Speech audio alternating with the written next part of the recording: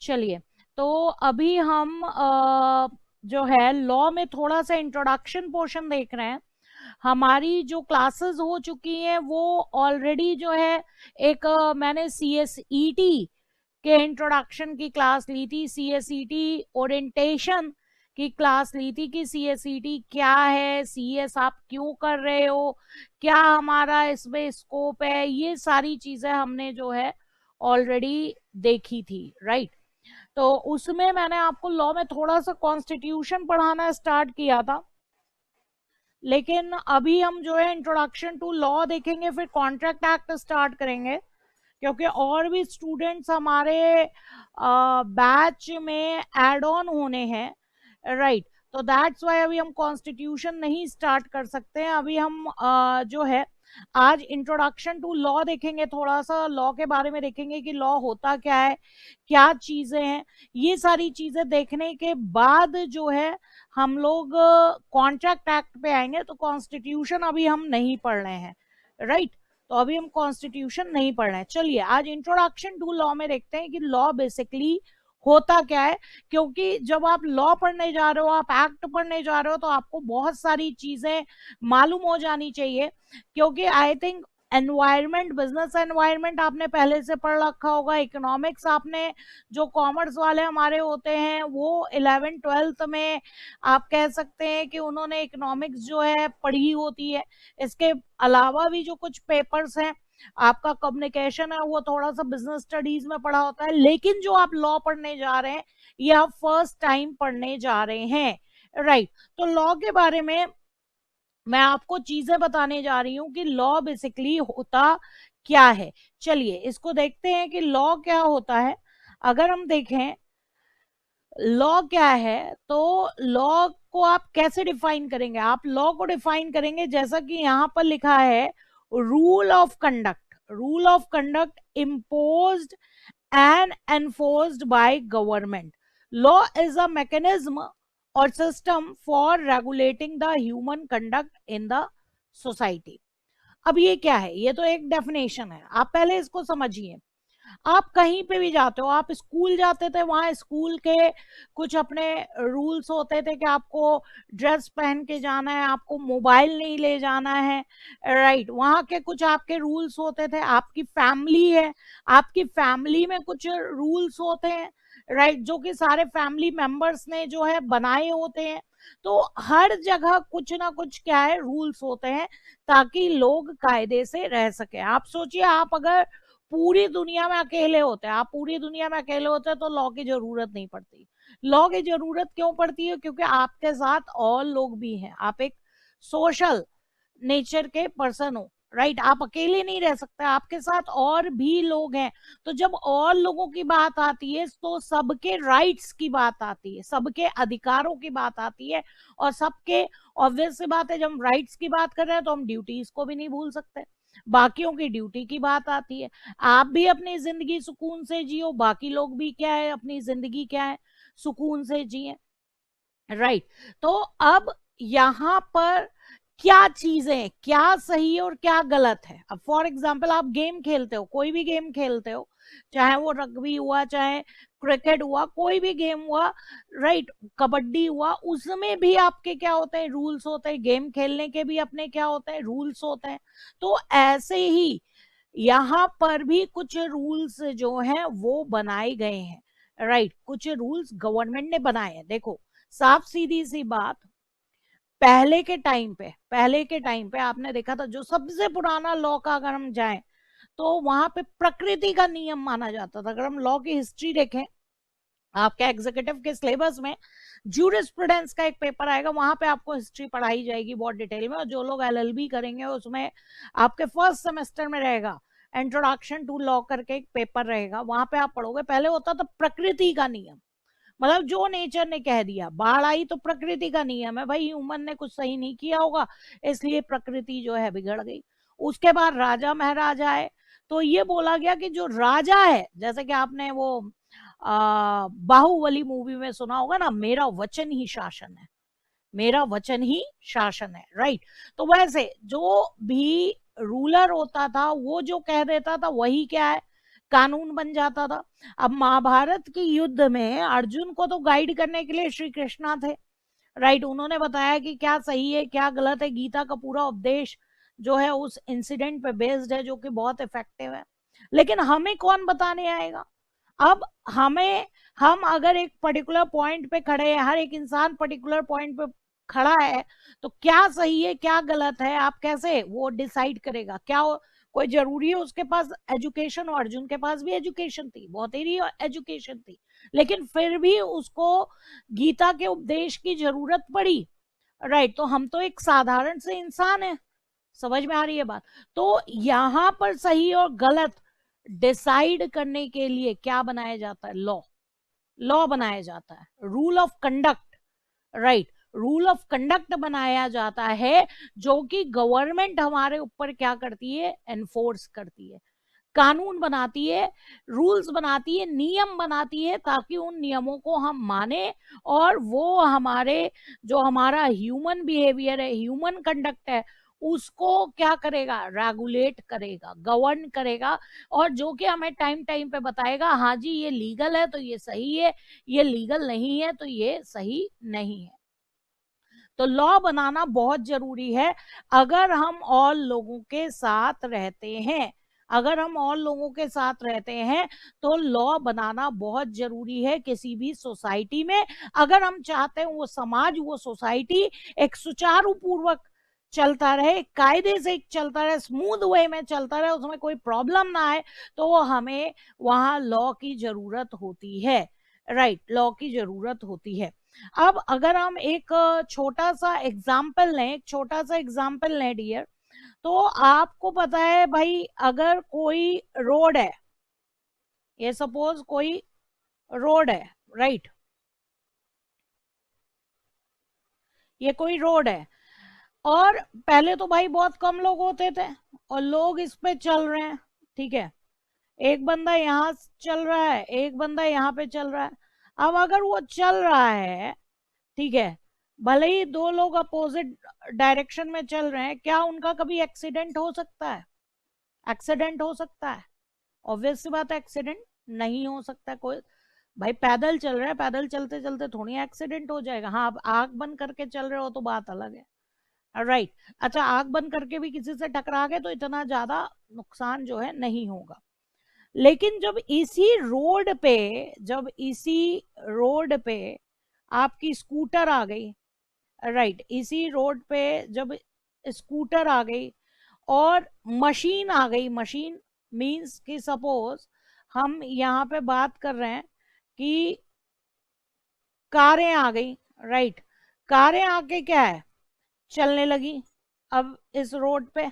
अब जब कारें आकर चलने लगी, राइट, और फोर व्हीलर्स आकर चलने लगे, तो वो तो मशीन है, उस पे ह्यूमन कंट्रोल कर रहा है, लेकिन मशीन के आपको पता है पार्ट्स भी खराब हो सकते हैं भाई। बेजान जो चीज है उस वो हमारी इंस्ट्रक्शंस पे चल रहा है मशीन, उसके पार्ट्स भी खराब हो सकते हैं। अब एक्सीडेंट के चांसेस क्या हो गए? बढ़ गए। अब एक्सीडेंट के चांसेस क्या हो गए? बढ़ गए, राइट। जब एक्सीडेंट के चांसेस बढ़ गए, तो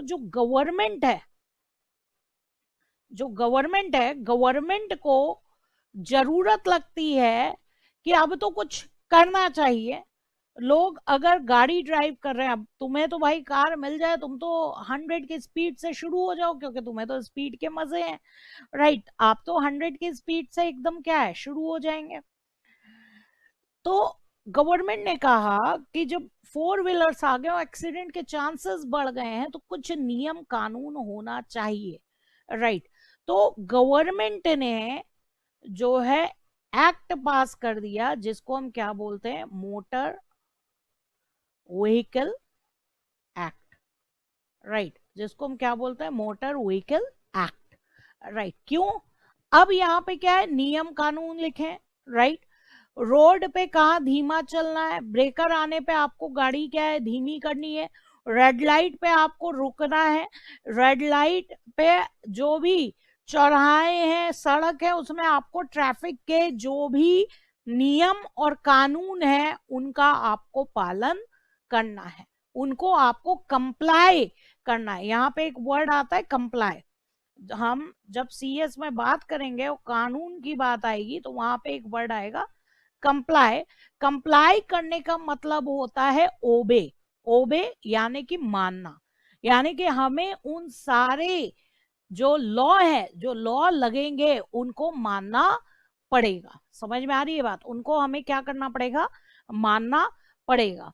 तो जहां पे भी गवर्नमेंट को लगा कि हाँ यहाँ पर कुछ हमारे नियम कानून होने चाहिए, वहां पर उन्होंने क्या कर दिया? एक्ट बना दिया। वहां पर उन्होंने क्या किया? एक्ट बना दिया, ताकि आप सब उस एक्ट को फॉलो करें। आपको ये पता हो कि हाँ अगर हम इस जगह पे इतनी स्पीड से गाड़ी चलाएंगे तो ये गलत है, हम यहाँ पर इतनी स्पीड से गाड़ी चलाएंगे तो ये सही है।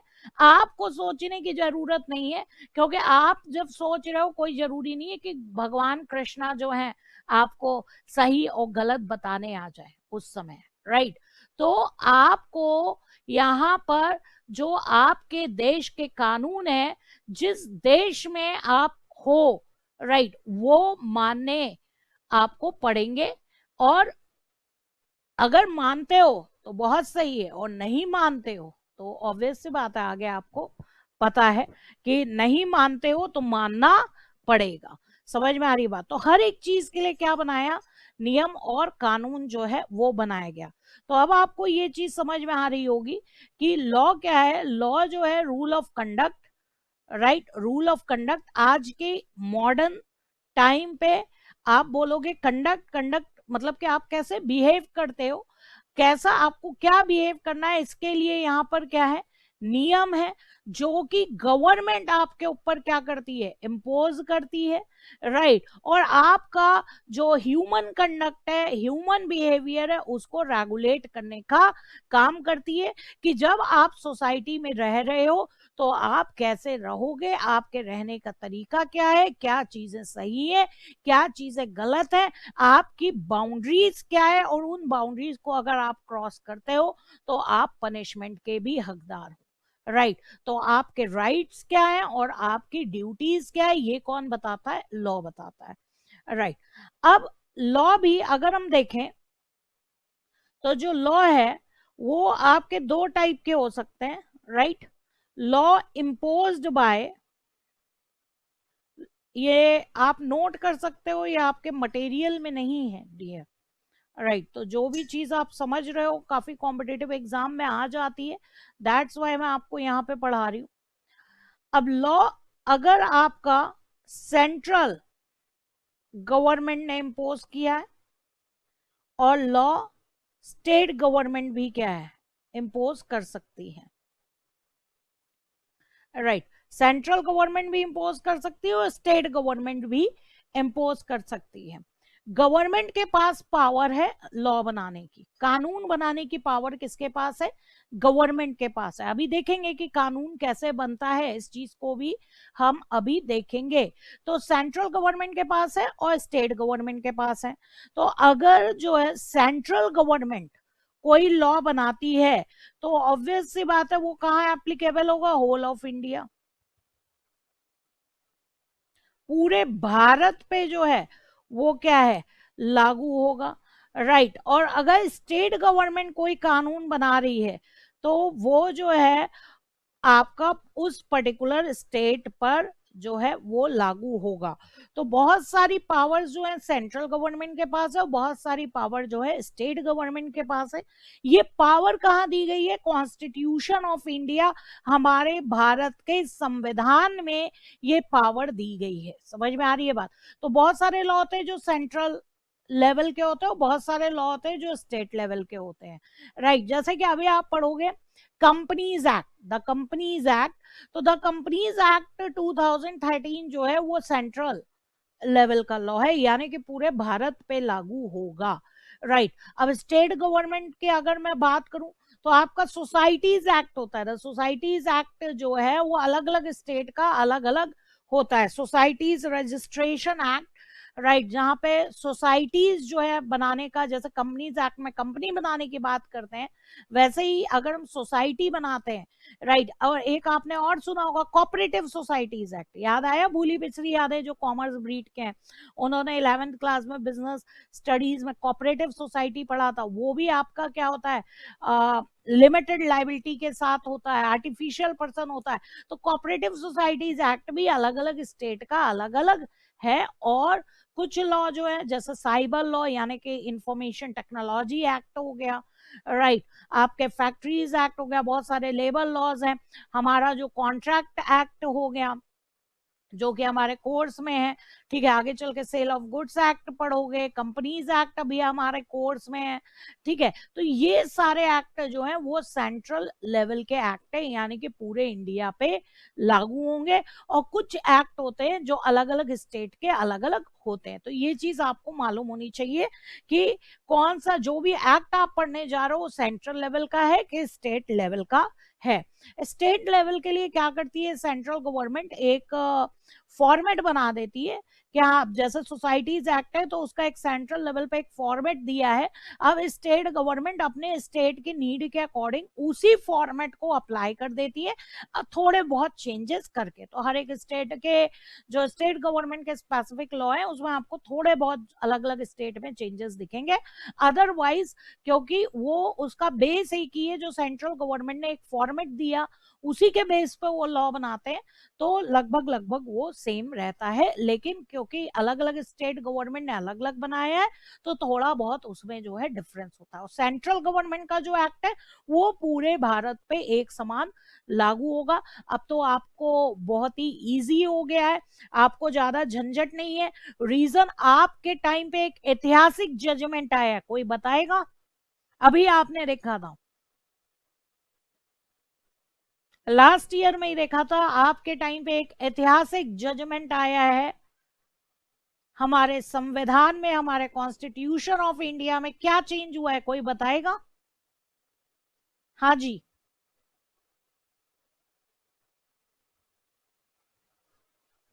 कोई बताएगा हमारे कॉन्स्टिट्यूशन में कौन सा चेंज आया था? पार्टिसिपेट करो, राइटिंग के थ्रू आप बताओ, क्योंकि आपकी प्यारी प्यारी शक्लें तो मैं देख नहीं सकती हूँ, आप मेरा फेस देख सकते हो। जीएसटी, अभी मैंने कहा कॉन्स्टिट्यूशन ऑफ इंडिया में चेंज आया था। वन नेशन वन टैक्स, हाँ जी, जीएसटी आया। इसके पहले वैल्यू एडेड टैक्स था, बता दूं कुशल, इसके पहले वैल्यू एडेड टैक्स था जो कि हर एक स्टेट में अलग अलग होता था। वैट अलग अलग स्टेट का अलग अलग होता था, लेकिन जीएसटी सेंट्रल लेवल पे आया और पूरे अब देश में एक ही टाइप का टैक्स जो है लगेगा। राशिका, ट्रिपल तीन तलाक, ट्रिपल तलाक की बात कर रहे हो आई थिंक आप। एनआरसी अभी बस बात हुई है। हाँ जी आफरीन, बिल्कुल सही। हाँ जी, हाँ जी आफरीन, बिल्कुल सही। सूरज, कैब नहीं, कैब की बात नहीं कर रहे डियर। हमारे अभी आर्टिकल 370, आपको याद होगा, आर्टिकल 370 जो है वो हटा दिया गया कॉन्स्टिट्यूशन ऑफ इंडिया में। आर्टिकल 370 जो हटाया गया है, जिसमें जम्मू एंड कश्मीर को एक स्पेशल स्टेट बताया गया था। स्पेशल स्टेट मतलब कि वहां पे हमारे सारे कानून नहीं लगते थे। यानी कि अगर आपने लास्ट ईयर वो जो अमेंडमेंट आया हमारे कॉन्स्टिट्यूशन ऑफ इंडिया में, हमारे भारत के संविधान में जो अमेंडमेंट आया, अगर उसके पहले आप कॉन्ट्रैक्ट एक्ट पढ़ रहे होते डियर, तो आप कॉन्ट्रैक्ट एक्ट आपके कोर्स में है, तो कॉन्ट्रैक्ट एक्ट आप अगर उसके पहले पढ़ रहे होते तो आप कहते हो कि पूरे भारत में लागू होता है एक्सेप्ट जम्मू एंड कश्मीर। यानी कि पूरे भारत में लागू होता है जम्मू एंड कश्मीर के अलावा। तो हम लोग के टाइम पे बड़ी दिक्कत वाली बात थी, बड़ी ही दिक्कत वाली बात थी कि हमें अलग अलग एक्ट के लिए याद करना पड़ता था कि ये एक्ट जो है पूरे भारत में लागू होता है एक्सेप्ट जम्मू एंड कश्मीर, और ये पर्टिकुलर एक्ट जो है पूरे भारत में लागू होता है including Jammu and Kashmir. Right. जैसे कि आईटी एक्ट था, इंफॉर्मेशन टेक्नोलॉजी एक्ट था क्या, अभी भी है, राइट। तो आईटी एक्ट में लिखा था whole of India including Jammu and Kashmir. Contract act और सेल ऑफ गुड्स एक्ट वगैरह में क्या लिखा रहता था, एप्लीकेबल, एप्लीकेबिलिटी जो है वो whole of India excluding Jammu and Kashmir. तो डियर आप इस सबसे बड़े झंझट से बच गए, सबसे बड़े झंझट से बच गए, राइट। तो इस चीज के लिए मोदी जी को शुक्रिया बोलना चाहिए, राइट। अब जम्मू एंड कश्मीर भारत का हिस्सा है, और जैसे भारत के अदर स्टेट्स में कानून लागू होगा वैसे ही जम्मू एंड कश्मीर पे भी कानून जो है वो लागू होगा। जैसे भारत के अदर स्टेट्स पे कानून जो है लागू होता है वैसे ही आपके जम्मू एंड कश्मीर पे भी कानून लागू होगा। अब उसे स्पेसिफिक स्टेट का दर्जा जो था उसका खत्म हो गया है, राइट। अब वो जैसे अदर स्टेट है भारत के वैसे ही जम्मू एंड कश्मीर है, राइट। तो जो कानून भारत पे लागू होगा वो जम्मू एंड कश्मीर पे भी लागू होगा। तो आप एक बहुत बड़े झंझट से बच गए हैं। अब आपको क्या पढ़ना है, अब आपको पढ़ना है, हाँ जी, कि आपका जो भी एक्ट है वो पूरे भारत पे लागू होगा। जो भी सेंट्रल एक्ट आप पढ़ोगे बड़े इजिली आप कह सकते हो होल ऑफ इंडिया। तो हमारे सीएस इंस्टीट्यूट और सीए इंस्टीट्यूट का एक एमसीक्यू कम हो गया, आप समझ लीजिए। अदरवाइज इनका फेवरेट जो है क्वेश्चन हुआ करता था एमसीक्यू में, मल्टीपल चॉइस क्वेश्चन में, कि पर्टिकुलर एक्ट जो है जम्मू एंड कश्मीर में लागू होता है कि नहीं होता है। अब एग्जामिनेशन में अगर आप भूल गए बेटा जो है सेक्शन 1 ध्यान से पढ़ना, तो आप बैठ के सोचोगे यार ये एक्सेप्ट लिखा था कि इंक्लूडिंग जम्मू एंड कश्मीर लिखा था। तो एक इनका एमसीक्यू खत्म हो गया, पूरे भारत पे हमारा जो है कानून लागू होगा, राइट। तो ये चीज आपको आइडिया लग गया। सरिता आई थिंक देर से क्लास में आपने एंट्री की है।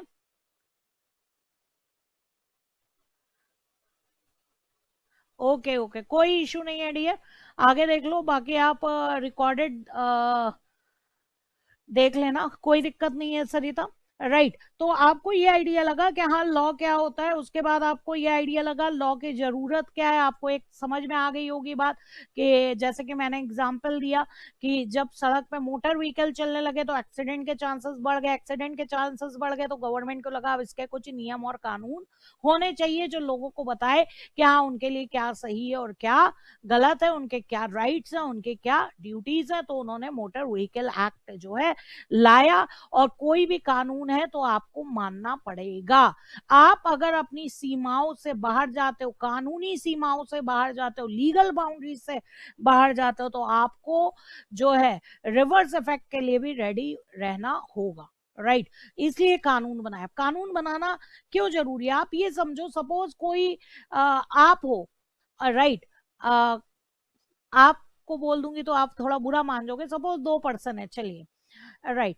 1% टैक्स दे रहा है, 1% टैक्स दे रहा है, जिससे देश, ऑब्वियस सी बात है, टैक्स का पैसा कहाँ लगता है, देश के विकास में लगता है, जिससे कंट्री का जो है डेवलपमेंट हो रहा है, राइट। और एक बंदा टैक्स नहीं दे रहा है, जो टैक्स नहीं दे रहा है उसको भी कोई कुछ नहीं कह रहा, जो टैक्स दे रहा है वो तो दे ही रहा है, उसको कोई क्या बोलेगा।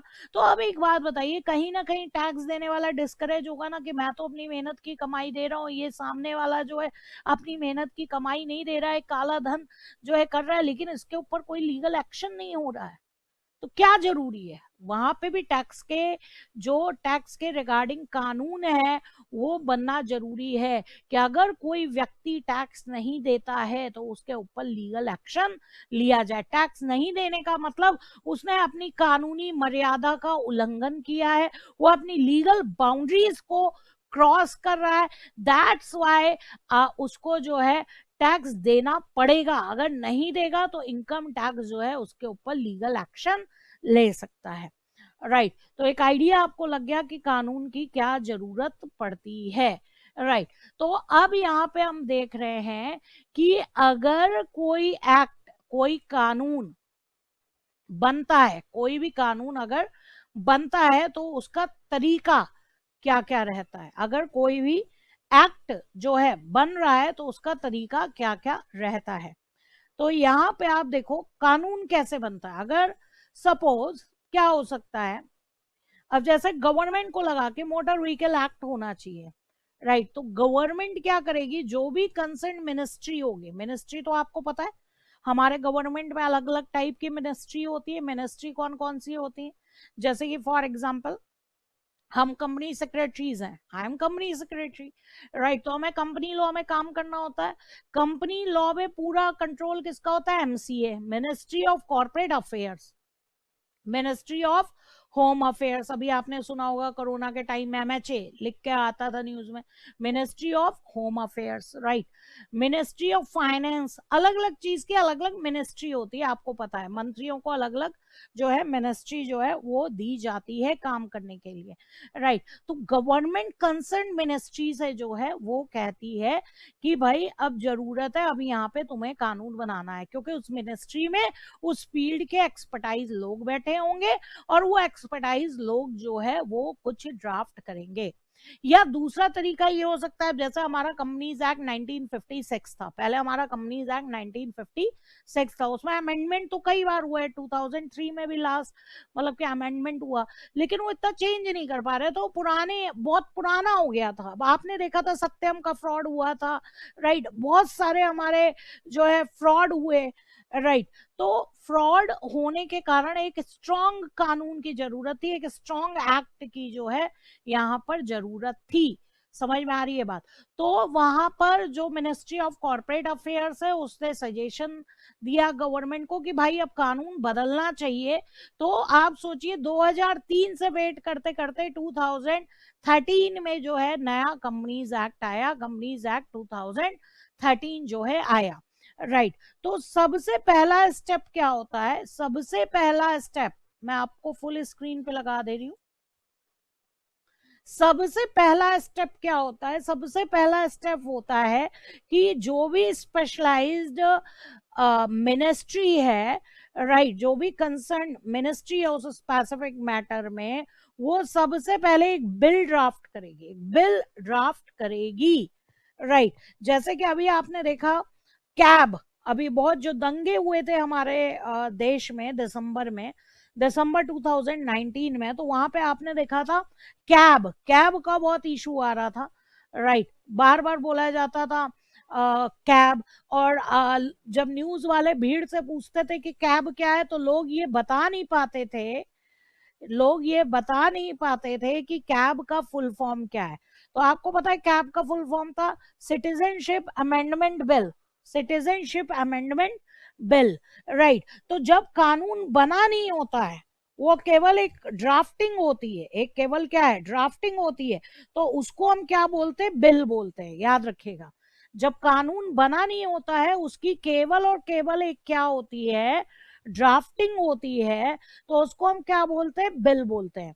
कुशल कोई दिक्कत नहीं है, अभी जहां से चल रहा है वहां पे आप देखो, हेडिंग आपने देख ली होगी, procedure of making a new act. अगर कोई नया एक्ट बनाने जा रहे हैं, कोई आप कह लीजिए कानून बनाने जा रहे हैं, राइट, तो उसका प्रोसीजर क्या होता है।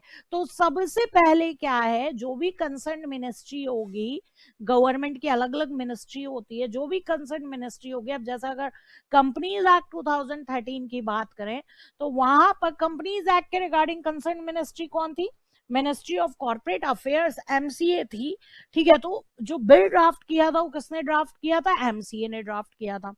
तो पहला स्टेप क्या होता है, स्टेप वन हमारा ये होता है कि जो भी कंसर्न मिनिस्ट्री होगी, जो भी कानून लाना है उससे कंसर्न जो भी मिनिस्ट्री होगी, वो एक बिल ड्राफ्ट करेगी, क्योंकि उस कंसर्न मिनिस्ट्री में उस मैटर से रिलेटेड जो है स्पेशलिस्ट बैठे होंगे, राइट, उस मैटर से रिलेटेड जो अच्छी नॉलेज रखते हैं, राइट, वो बैठे होंगे, तो वो उस मैटर को बहुत अच्छे से समझ सकते हैं, और वो क्या करते हैं, ड्राफ्टिंग का जो है वो काम करते हैं।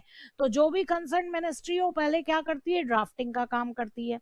ये चीज आपके मटेरियल में नहीं है, आईसीएसआई के मटेरियल में नहीं है, राइट। तो जो भी ये प्रोसीजर है वो एक बार आप नोट डाउन करते चलना, जो भी प्रोसीजर है कि एक नया एक्ट कैसे बनता है, ये आप आज का जो पूरा लेक्चर है वो आपको कहीं पे भी आपकी बुक में नहीं मिलेगा, राइट। तो आप लोग इसको नोट डाउन करते हुए चलना, राइट। तो सबसे पहले जो कंसर्न मिनिस्ट्री है, राइट, वो क्या करती है, एक बिल जो है वो ड्राफ्ट करती है।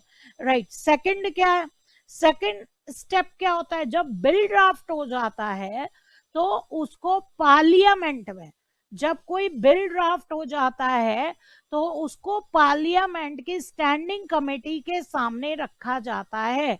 राइट, स्टैंडिंग कमेटी के सामने रखा जाता है। अब हमारी पार्लियामेंट की स्टैंडिंग कमेटी कौन है, पार्लियामेंट की स्टैंडिंग कमेटी कौन है, स्टैंडिंग कमेटी हमारी यहाँ पे आपको दिख रहा है, यहाँ पे आपको दिख रहा है लोकसभा। राइट, यहाँ पे आपको दिख रहा है लोकसभा, और यहाँ पे आपको दिख रहा है राज्यसभा। राइट, राइट, तो ये लोकसभा और राज्यसभा क्या है, पार्लियामेंट की स्टैंडिंग कमेटी है। राइट, तो सबसे पहले वो एक्ट, सबसे पहले पहले कहा जाएगा, पहले जाएगा लोकसभा में, पहले वो जो बिल है वो कहाँ पास होगा, पहले लोकसभा में पास होगा, और फिर क्या होगा, राज्यसभा में पास होगा। पहले आपका लोकसभा में पास होगा और फिर वो बिल कहाँ पास होगा, राज्यसभा में पास होगा।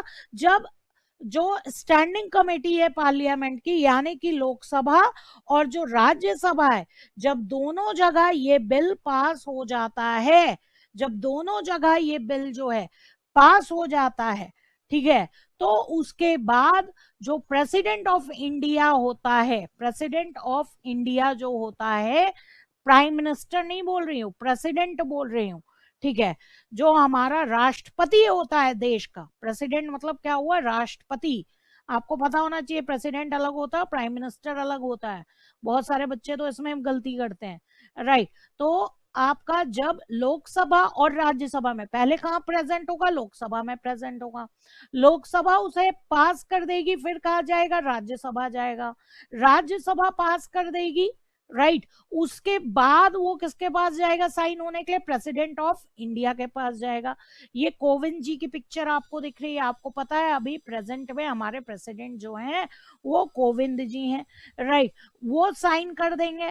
राइट, पार्लियामेंट में पास होने के बाद जो है प्रेसिडेंट के पास गया, प्रेसिडेंट ने उसको साइन कर दिया, प्रेसिडेंट के साइन करने के बाद वो जो बिल है, वो जो बिल है वो आपका किस में कन्वर्ट हो जाता है, बिल आपका एक्ट में कन्वर्ट हो जाता है। एक्ट का मतलब यहाँ पे क्या है, अधिनियम।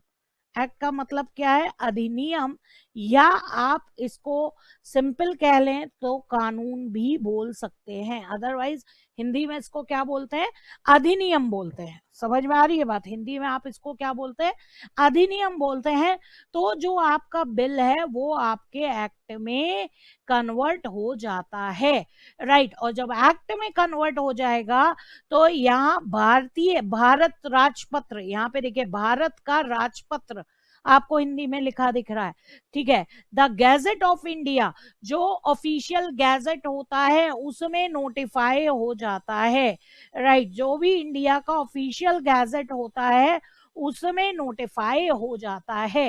राइट, तो अभी आपको यहाँ पे प्रोसीजर जो है बहुत आसान लग रहा होगा कि अरे एक्ट बनाना तो बहुत आसान है, आपको लग रहा होगा एक्ट बनाना तो बहुत आसान है, पहले बिल ड्राफ्ट किया, फिर उसको पार्लियामेंट में प्रेजेंट किया, लोकसभा से पास करवाया, राज्यसभा से पास करवाया, प्रेसिडेंट जनरली ऑब्जेक्शन नहीं करता है, प्रेसिडेंट ने साइन किया, और जो बिल है वो क्या बन गया, एक्ट बन गया। अभी जो आपके लेटेस्ट जितने भी कानून आए हैं, चाहे हम 3 तलाक की बात करें, राइट, चाहे जो कैब का प्रोसेस हो रहा था वो भी यही हो रहा था जिसमें ये सब प्रॉब्लम्स आई थी, लेकिन प्रॉब्लम कहाँ आती है, प्रॉब्लम डियर आती है, इतना आसान नहीं है जो आपने इतने स्टेप्स में पढ़ लिया और कानून बन गया, इतना आसान नहीं होता है। लोकसभा और राज्यसभा में किसी कानून को पास कराना एक बहुत बड़ा काम होता है। आपको पता है लोकसभा राज्यसभा, लोकसभा और राज्यसभा, ये जो आपकी स्टैंडिंग कमेटी है इसमें अपोजिशन के लोग भी बैठे रहते हैं, और अपोजिशन के लोगों का काम क्या है, अपोज करना। उनकी वैल्यू कब रहेगी, जब वो अपोज करेंगे। तो बहुत रेयर केस ऐसा होता है कि अपोजिशन पार्टी के लोग भी उसको पास कर दें। अभी 3 तलाक बिल, तीन तलाक का बिल, ट्रिपल तलाक का बिल क्यों पास हो पाया? क्योंकि पार्लियामेंट में बीजेपी की मेजॉरिटी थी। आपको पता है कोई बिल तभी पास होता है जबकि वहां पर जो पार्लियामेंट के बोथ हाउसेस है वहां पर जो है मेजॉरिटी हो, राइट, वहां पे क्या हो, मेजॉरिटी हो, तभी कोई बिल पास हो पाता है, अदरवाइज वो बिल जो है पास नहीं हो पाता है। समझ में आ रही है बात? क्लियर है? तो यहाँ पे आपको ये पता होना चाहिए कि ये प्रोसेस आपको देखने में बहुत आसान लग रहा है, प्रोसेस आपको देखने में बहुत आसान लग रहा है, लेकिन आपको यहाँ पे पता होना चाहिए कि लोकसभा और राज्यसभा में ये जो बिल पास होने की बात होती है ये बहुत मुश्किल होता है, राइट, क्योंकि अपोजिशन वाले अपोज नहीं करेंगे तो उनकी वैल्यू नहीं रहेगी, है ना, और उनका काम है अपोज करना, तो वो तो अपोज करते ही करते हैं, राइट। और आपको पता है कोई सही कानून आ जाता है तो बहुत सारा जो उनके पॉकेट में पैसा जा रहा है, करप्शन जो है, अगर उनका इंटरेस्ट वहां पे नहीं होता है, राइट, या उनका इंटरेस्ट खत्म हो रहा होता है तो वो उस कानून को पास नहीं होने देते। जैसे कि अभी मैंने कहा कंपनीज एक्ट 2003 से सोचा जा रहा था, पास कब हुआ?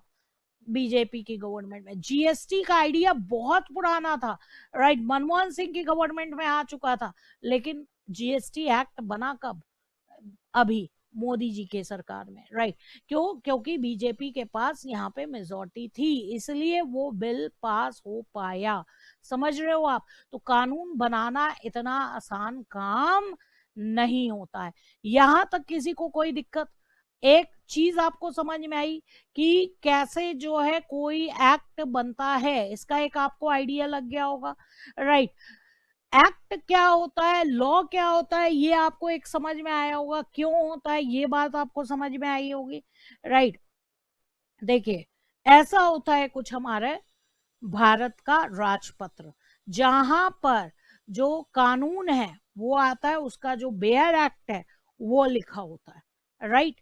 यहाँ पर जो कानून है वो आता है जहां पे आपका बेयर एक्ट जो है वो लिखा होता है, ठीक है। तो ऑफिशियल गैजेट जो होता है गवर्नमेंट का, भारत का जो राजपत्र होता है, उसमें जो बिल है, बिल जब कानून बन जाता है, एक्ट बन जाता है, तो गवर्नमेंट उसको अपने ऑफिशियल गैजेट में नोटिफाई करती है, और कुछ इस तरीके के आपके भारत का राजपत्र होता है, द गैजेट ऑफ इंडिया होता है।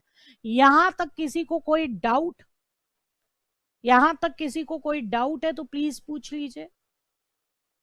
ये चीजें आपको समझ में ना आई? जो चीजें अभी मैंने बोली वो आपको समझ में आई कि क्या है, कैसे है? कोई क्वेश्चन हो यहां तक?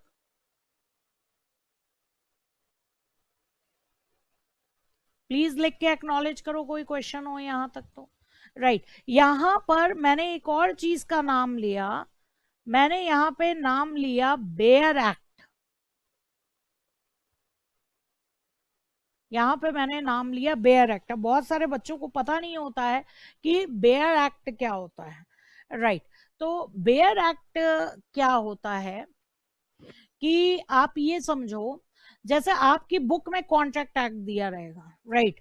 मेरे कॉन्ट्रैक्ट एक्ट के नोट्स दोगे तो बहुत ही ज्यादा पेजेस में, अराउंड 150 टू 180 पेजेस पे जो है कॉन्ट्रैक्ट एक्ट बना रखा है, फॉन्ट साइज थोड़ा सा बड़ा है, राइट। तो वो जब आप बुक से पढ़ते हो तो वहां पे जो है लॉ लिखा रहेगा, एग्जाम्पल्स लिखे रहेंगे, कुछ केस लॉज लिखे रहेंगे आपको समझाने के लिए, जो लॉ है उसका एक्सप्लेनेशन लिखा रहेगा। आप कोई भी बुक उठाओ, कई लोग अगर ग्रेजुएशन कर रहे होंगे तो ग्रेजुएशन बीकॉम वगैरह में आपने देखा होगा बुक में बहुत सारा एक्सप्लेनेशन लिखा होता है, तो वो बेयर एक्ट नहीं होता है।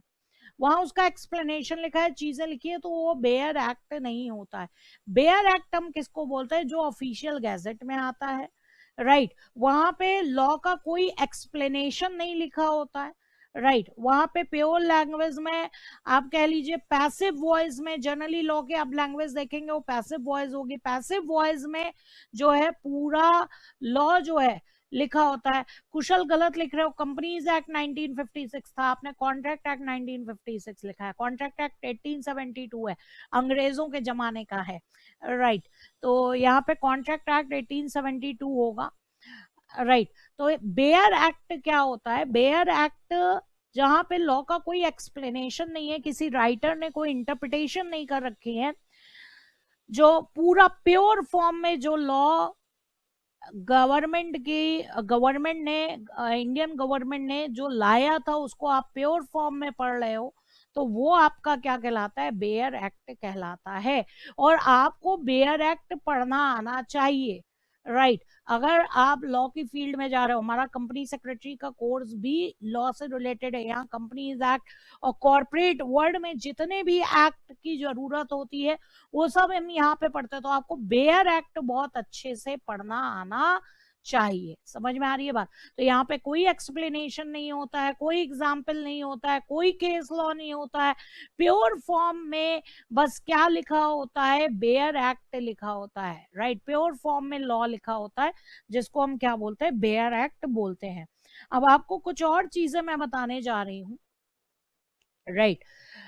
अब जैसे आप जब लॉ में पढ़ोगे, जब आप लॉ में पढ़ोगे, राइट, तो वहां पर आपको बहुत इंपॉर्टेंट चीज बताने जा रही हूं मैं, ध्यान से देखिएगा।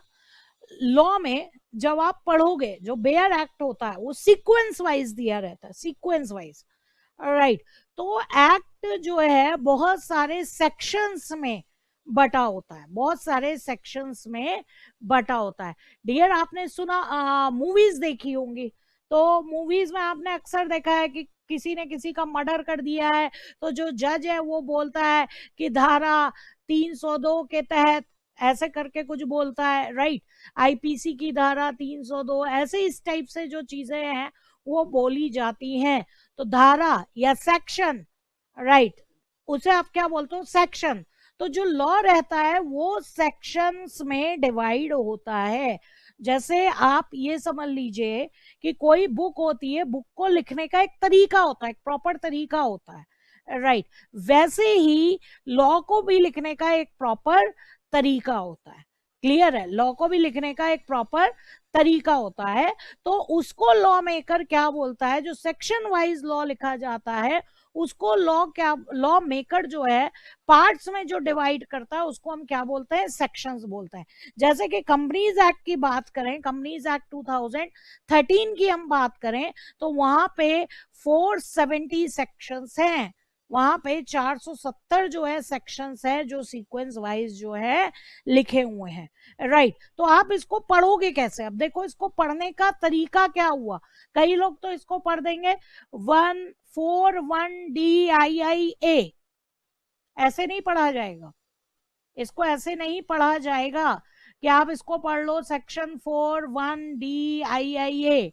और ये आई तो जो लोग पढ़ते हैं वो बिल्कुल ही गलत पढ़ते हैं, राइट। ये रोमन नंबर है।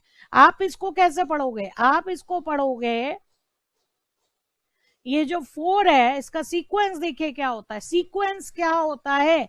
पहला जो नंबर है उसको हम क्या बोल रहे हैं? उसको हम बोल रहे हैं सेक्शन। उसको हम क्या बोल रहे हैं? सेक्शन। जो आपका 4 है इसको हम क्या बोल रहे हैं? Section, right.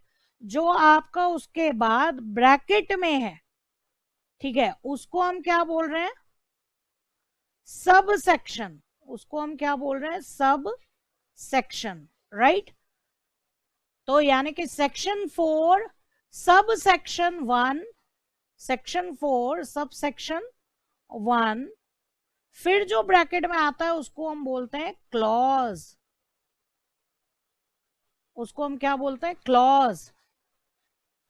क्लॉज के बाद जो ब्रैकेट में रहता है उसको हम बोलते हैं सब क्लॉज, राइट। उसको हम बोलते हैं सब क्लॉज। सब क्लॉज के बाद भी अगर ब्रैकेट में, वैसे तो जनरली यहीं तक खत्म हो जाता है, लेकिन उसके बाद भी अगर कुछ और आता है, हाँ जी चेतना आपने सही लिखा है, तो उसको हम बोलते हैं पैरा। और उसके बाद भी अगर सपोज यहां पे कुछ आ जाता है तो उसको हम बोलते हैं सब पैरा,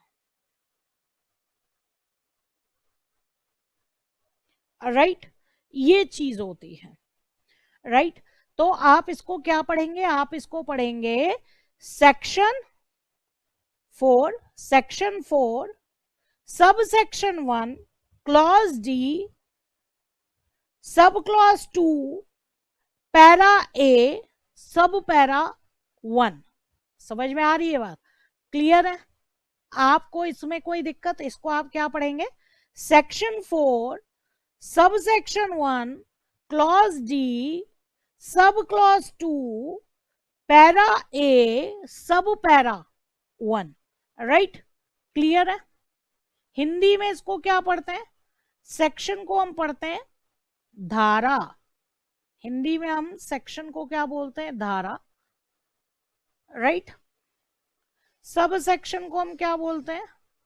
उपधारा। आपको चीजें मालूम होनी चाहिए हिंदी और इंग्लिश दोनों में, क्योंकि अभी भी इंडिया में बहुत सारे जो लॉ के पेपर्स हैं वो आपके हिंदी में भी होते हैं, उसके पहले तो उर्दू में होते थे। राइट? क्लॉज को आप क्या बोलोगे? अनुच्छेद। अनुच्छेद। पैराग्राफ को जनरली जो है हिंदी में अनुच्छेद बोलते हैं। उपअनुच्छेद।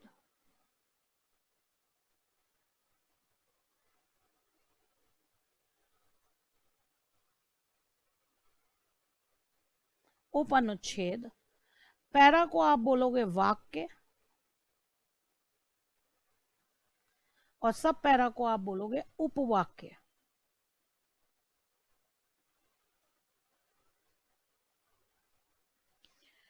राइट? तो ये होता है, इस ढंग से जो है लॉ पढ़ा जाता है। Right? Section 4 sub section 1 clause D sub clause 2 para A sub para 1। Right? और जो रोमन नंबर है काइंडली इसको आई आई मत पढ़िएगा, काइंडली इसको आई आई मत पढ़िएगा।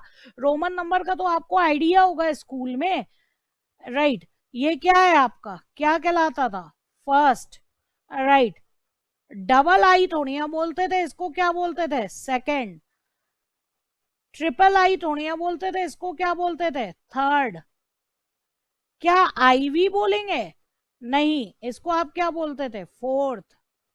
वी बोलेंगे? नो, इसको आप क्या बोलते थे? फिफ्थ। सिक्स। वी आई नहीं बोलेंगे, क्या बोलेंगे? सिक्स।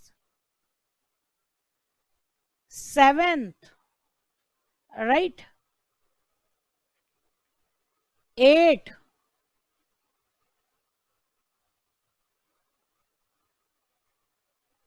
फिर आपका क्या था? नाइन्थ।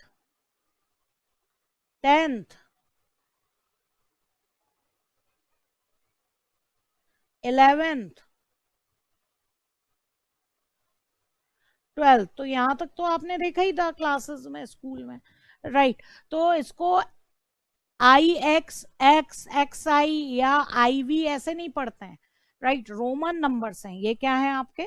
रोमन नंबर्स हैं। तो लॉ में कभी जो है रोमन नंबर्स का भी यूज होता है। रोमन नंबर से के भी आपने सुना होगा। के का मतलब क्या होता है? 1000। राइट? तो ये आपके क्या है? रोमन नंबर्स हैं। क्लियर है? ठीक है? तो आप क्या पढ़ेंगे? Section sub section clause sub clause. Right? Para सब पैरा। क्लियर है? यहां पर मैं आपको एक एक्ट जो है वो दिखा रही हूं।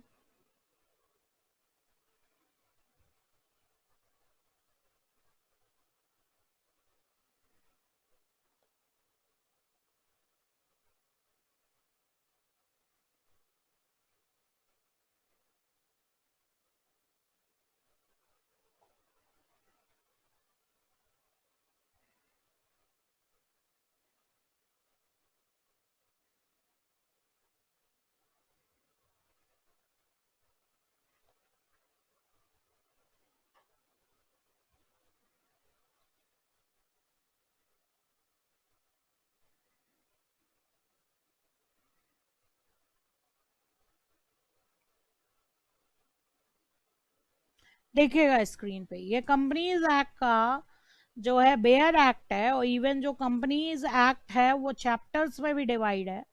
ठीक है, आप यहाँ पे देख रहे हैं चैप्टर 1, ठीक है, और ये एक ब्रीफिंग दी गई है यहाँ पे देखिए।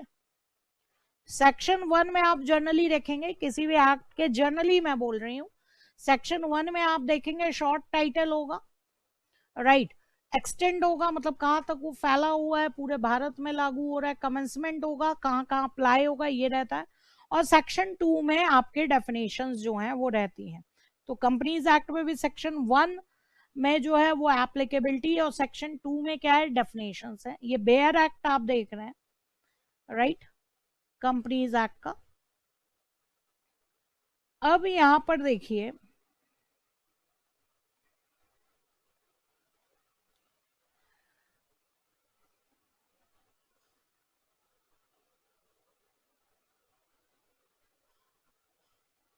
अभी मैंने देखिए आपको बताया था कि कंपनीज एक्ट में 470 सेक्शंस हैं टोटल, तो ये आपको दिख रहा है कि 470 सेक्शंस हैं, राइट। अब यहाँ देखिए, ये है आपका सेक्शन 1, राइट, सेक्शन 1। तो अब यहाँ पर देखिए कैसे लिखा रहता है, ये आपका सेक्शन 1 है, ये आपका टाइटल है, शॉर्ट टाइटल, हेडिंग आप कह सकते हैं, हेडिंग है। सेक्शन 1 के बाद, सेक्शन 1 के बाद डॉट लगा है, गौर करिएगा, देखिएगा, सेक्शन 1 के बाद यहाँ पे डॉट लगा है, क्लियर है, और उसके बाद ब्रैकेट में यहाँ पर 1 लिखा है, तो इसको आप क्या पढ़ेंगे, सेक्शन 1 सब सेक्शन 1। इसको हमने क्या पढ़ा, दैट इज सेक्शन, ये क्या है आपका सेक्शन है, ठीक है। ये जो ब्रैकेट में है ये आपका क्या है, सब सेक्शन है, सब सेक्शन है, राइट, ये आपका सब सेक्शन है, क्लियर है। ये आप क्या पढ़ोगे, इसको क्या पढ़ोगे, सेक्शन 1 सब सेक्शन 2, इसको आप क्या पढ़ोगे, सेक्शन 1 सब सेक्शन 3, ये आप क्या पढ़ोगे, सेक्शन 1 सब सेक्शन 4, और ये क्या है, clause A, clause A, right, clear है मेरी बात, ये क्या आपका क्लॉज ए, कोई दिक्कत, समझ में आ गई बात। सेक्शन 1 ब्रैकेट में जो लिखा है ये सब सेक्शन 1 है, ये सेक्शन 1 का सब सेक्शन 2 है, ये सेक्शन 1 का सब सेक्शन 3 है। अब देखिए नीचे देखिए, यहां पर डेफिनेशंस में हम देखेंगे, तो अब ये क्या हुआ, ये आपका क्या हुआ, सेक्शन, ये आपका क्या हुआ, सेक्शन, राइट। लेकिन अभी यहाँ पे एक डिफरेंस देखिएगा, पहले और इसमें डिफरेंस देखिएगा। आपको एक चीज और बता दूं, कहीं कहीं पे जर्नली, कहीं कहीं पे हम सेक्शन के बाद सब सेक्शन नहीं पढ़ते हैं, हम सेक्शन के बाद सब सेक्शन नहीं पढ़ते हैं, हम सेक्शन के बाद क्लॉज पढ़ते हैं। क्या पढ़ते हैं हम, सेक्शन के बाद क्लॉज पढ़ते हैं, ठीक है। और जर्नली, मैंने बोला जर्नली, ऑल नॉट ऑलवेज, हमेशा नहीं, जर्नली, ठीक है। आप सेक्शन के बाद क्लॉज पढ़ेंगे, क्लॉज कब पढ़ेंगे ये मैं बताने जा रही हूं। अब यहां पे देखिए सेक्शन 2 है, सेक्शन 2 के बाद हेडिंग आया, हेडिंग के बाद इन्होंने पूरी एक लाइन लिखी, in this act unless the context otherwise requires, in this act unless the context otherwise requires, right. उसके बाद 1 आया, तो हम इस 1 को क्या पढ़ेंगे, क्लॉज पढ़ेंगे, हम इस 1 को क्या पढ़ेंगे, क्लॉज पढ़ेंगे। सेक्शन 2 क्लॉज 1, सेक्शन 2 क्लॉज 1, समझ में आ रही है बात, सेक्शन 2 क्लॉज 1 पढ़ेंगे, बेयर एक्ट पढ़ना मैं आपको बता रही हूं, राइट।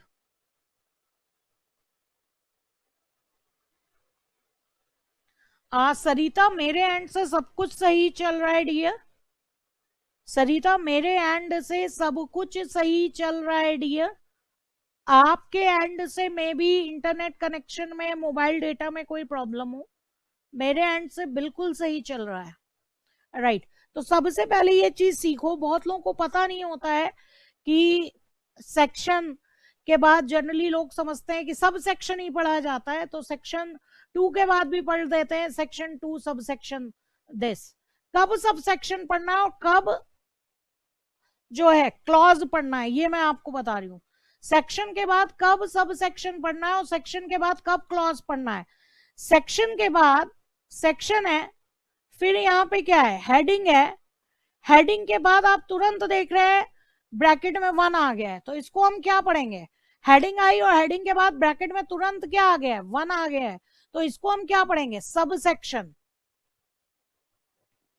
तो इसको हम क्या पढ़ेंगे, सब सेक्शन। कुशल देखते जाइए, कोई डाउट होता है तो पूछिए लिख के। राइट, फिर से मैं रिपीट ही कर रही हूं। तो यहां पर सेक्शन के बाद हेडिंग आई और हेडिंग के बाद तुरंत ब्रैकेट में आ गया नंबर। कोई भी चीज लिखी होने से पहले तुरंत आपका नंबर आ गया, तो इसको आप क्या पढ़ेंगे, सब सेक्शन पढ़ेंगे। लेकिन सेक्शन 2 में डिफरेंस देखिएगा, सेक्शन 2 में हेडिंग आई और हेडिंग के बाद ब्रैकेट में नंबर नहीं आया, हेडिंग के बाद क्या आया है, टेक्स्ट आया है, उसके बाद नंबर आया है, तो इसको हम क्या पढ़ेंगे, क्लॉज पढ़ेंगे। इसको हम क्या पढ़ेंगे, क्लॉज पढ़ेंगे। समझ में आ रही है बात, इसको हम क्या पढ़ेंगे, क्लॉज पढ़ेंगे। Section 2 clause 1, section 2 clause 2। Right, orbit prospectus, इसकी डेफिनेशन कहां दी हुई है, एवरेज प्रोस्पेक्टस, इसकी डेफिनेशन आपकी कहां पे दी हुई है, section 2 clause 1। Right, accounting standard की डेफिनेशन कहां दी हुई है, सेक्शन 2 क्लॉज 2। इसको हम क्या पढ़ेंगे, क्लॉज पढ़ेंगे। क्लियर है। अगर हेडिंग के बाद डायरेक्ट ब्रैकेट में नंबर आता है, कोई भी टेक्स्ट लिखा होने के पहले डायरेक्ट ब्रैकेट में नंबर आता है, तो उसको हम क्या पढ़ते हैं, सब सेक्शन पढ़ते हैं। लेकिन अगर कोई चीज टेक्स्ट में पूरी लिखी है और उसके बाद ब्रैकेट में नंबर आ रहा है, तो उसको हम क्या पढ़ते हैं, क्लॉज पढ़ते हैं। समझ में आ रही है बात, तो ये चीजें आपको पता होनी चाहिए। जैसे कि अब यहां पर देखिए,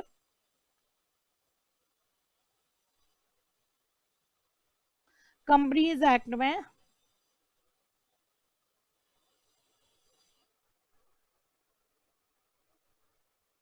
सपोज ये है, अब यहां पे आप देखिए ये क्या है, सेक्शन, बड़े इजीली हमें समझ में आया क्या है, सेक्शन है।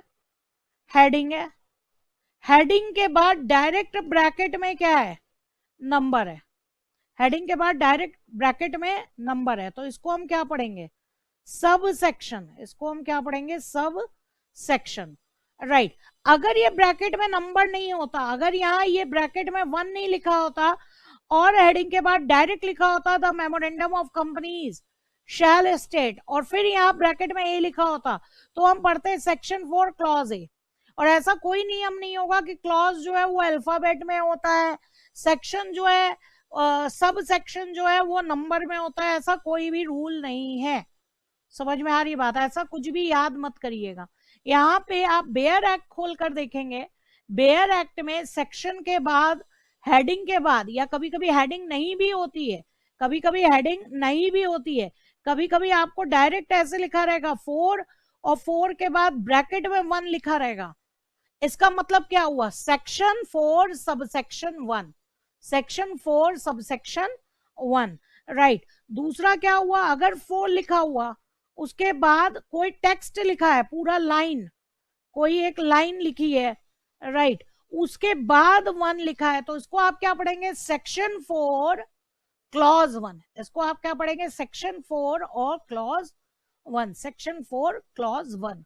समझ में आ रही है बात, तो ये चीज आपको समझ में आ गई होगी। अब देखिए 4 में चल रहा है, 4, तो ये क्या है, section 4 sub section 1 clause D, clause D, और ये फर्स्ट है तो इसको क्या पढ़ेंगे, सब क्लॉज फर्स्ट या sub clause 1। Right, clause D sub clause first या सब क्लॉज 1। कहीं कहीं पे पैरा भी होता है, ये देखिए यहां पे देखिए, सेक्शन 4 सब सेक्शन 1 चल रहा था, क्लॉज डी था, क्लॉज डी में सब क्लॉज सेकेंड है और सब क्लॉज में पैरा ए है। सब क्लॉज में पैरा ए है, ए के अंदर भी कोई अगर सब पॉइंट होता, ए पॉइंट के अंदर भी कोई सब पॉइंट होता, तो उसको हम क्या बोलते थे, सब पैरा। समझ में आ रही है बात? तो ये पढ़ने का ढंग रहता है, ठीक है। तो जनरली आप देखेंगे कि जो डेफिनेशन होती है, जैसे कॉन्ट्रैक्ट एक्ट की भी जो डेफिनेशन है, राइट, डेफिनेशन के बाद जो ब्रैकेट में लिखा है, राइट, उसको हम क्लॉज पढ़ते हैं। क्लॉज क्यों पढ़ते हैं? क्योंकि जब आप बेयर एक्ट खोल कर देखोगे तो सेक्शन 2 के बाद एक पूरी टेक्स्ट में लाइन लिखी है, और टेक्स्ट में लाइन लिखने के बाद ब्रैकेट में ए बी सी स्टार्ट हुआ है, तो वहां सेक्शन 2 क्लॉज ए पढ़ते हैं कॉन्ट्रैक्ट एक्ट में। लेकिन ऐसे ही डियर एक और चीज मैं बता दूं, कंज्यूमर प्रोटेक्शन एक्ट है, पुराना वाला कंज्यूमर प्रोटेक्शन एक्ट, राइट। अभी तो एक नया है कंज्यूमर प्रोटेक्शन एक्ट 2019 है, उसके पुराना वाला जो कंज्यूमर प्रोटेक्शन एक्ट है उसमें जो डेफिनेशंस दी गई हैं, वहां पे डेफिनेशन के बाद कोई लाइन नहीं लिखी हुई है, डायरेक्ट ब्रैकेट में नंबर लिखा हुआ है, तो वहां पे हम पढ़ते हैं सेक्शन 2 सब सेक्शन 1 क्लॉज ए। समझ में आ रही है बात? वहां पे है। तो आप ये भी नहीं कह सकते कि हर एक एक्ट में जो डेफिनेशंस होती हैं उसमें सेक्शन 2 के बाद क्लॉज पढ़ा जाता है, इसलिए मैंने एक वर्ड यूज किया जर्नली, इसलिए मैंने एक वर्ड यूज किया जर्नली, ठीक है। तो ये एक बेसिक नॉलेज आपको होनी चाहिए कि हाँ क्या चीजें जो हैं वो होती हैं, एक आपको बेसिक पता होना चाहिए, राइट। तो अभी हम कॉन्ट्रैक्ट एक्ट में भी यही देखेंगे, हम कॉन्ट्रैक्ट एक्ट में जो है वहां देखेंगे, अब जैसे वहां सेक्शन 2 क्लॉज एच पढ़ा जाएगा, वहां पे क्या पढ़ा जाएगा, सेक्शन 2 क्लॉज एच, ठीक है। तो जनरली आप देखेंगे कि डेफिनेशंस में आपको जो ब्रैकेट में लिखा हुआ मिलता है उसको हम क्या पढ़ते हैं, क्लॉज पढ़ते हैं। इतनी बात समझ में आई? बेयर एक्ट में नंबर्स को कैसे पढ़ेंगे ये बात आपको समझ में आई? इसमें कोई डाउट है तो प्लीज पूछिए, यहां तक किसी को कोई डाउट है तो प्लीज पूछिए।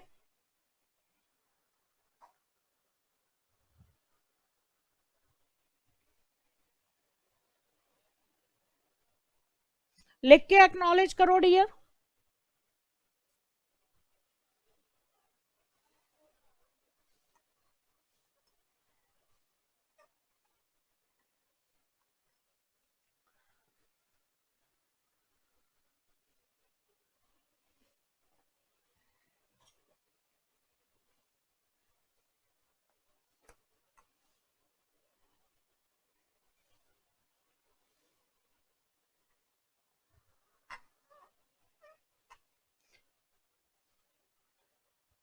सेक्शन 2 क्लॉज एच पढ़ेंगे राहुल, सेक्शन 2 क्लॉज एच पढ़ेंगे। अगर कॉन्ट्रैक्ट एक्ट का बेयर एक्ट खोल कर देखोगे तो वहां 2 के बाद पूरा एक सेंटेंस दिया हुआ है, उसके बाद ब्रैकेट में ए बी सी लिखा हुआ है, दैट्स व्हाई हम सेक्शन 2 क्लॉज एच पढ़ते हैं। नॉर्मली हम सेक्शन के बाद जो नंबर आता है वो सब सेक्शन पढ़ते हैं। आपको पता करना है कि आपको अगर ये पता करना है राहुल कि सेक्शन के बाद हमें सब सेक्शन पढ़ना है कि क्लॉज पढ़ना है, तो आपको बेयर एक्ट देखना पड़ेगा। मैंने आपको पहले ही बताया, आपको क्या देखना पड़ेगा, बेयर एक्ट देखना पड़ेगा। बेयर एक्ट में आपको देखना पड़ेगा अगर सेक्शन है, ये देखिए अगर ये सेक्शन है और सेक्शन के बाद हेडिंग के बाद, कभी कभी हेडिंग होती है कभी कभी हेडिंग नहीं होती है, कोई पूरी लाइन लिखी हुई है उसके बाद ब्रैकेट में नंबर लिखा है तो क्लॉज पढ़ेंगे, राइट। लेकिन अगर ऐसा नहीं है, सेक्शन है, राइट, हेडिंग हो भी सकती है हेडिंग नहीं भी हो सकती है, सेक्शन है और डायरेक्ट उसके बाद एक नंबर लिखा हुआ है तो उसको हम क्या पढ़ेंगे, सब सेक्शन पढ़ेंगे।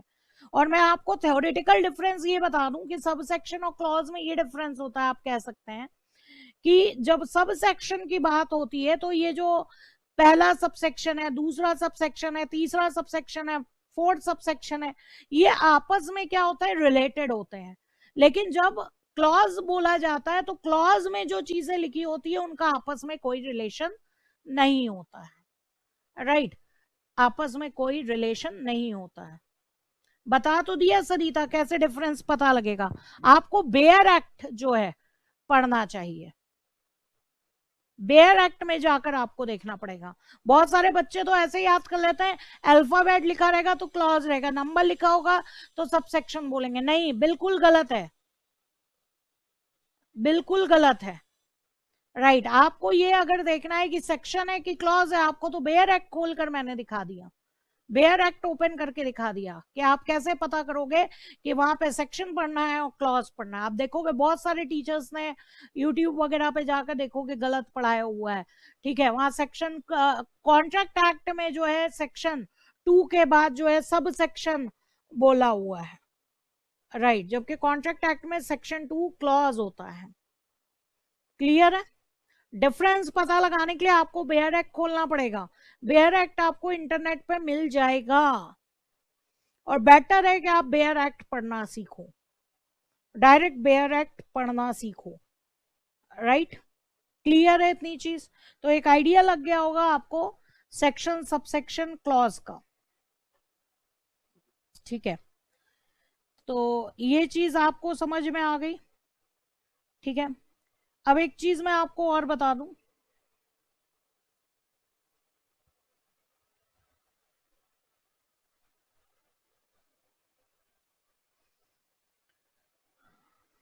अब जैसे फॉर एग्जाम्पल हम कॉन्ट्रैक्ट एक्ट स्टार्ट करेंगे, हम कॉन्ट्रैक्ट एक्ट स्टार्ट करेंगे। राइट, तो आपका क्या है, the Indian contract act, the Indian contract act, right, 1872। आपका कॉन्ट्रैक्ट एक्ट क्या है, द इंडियन कॉन्ट्रैक्ट एक्ट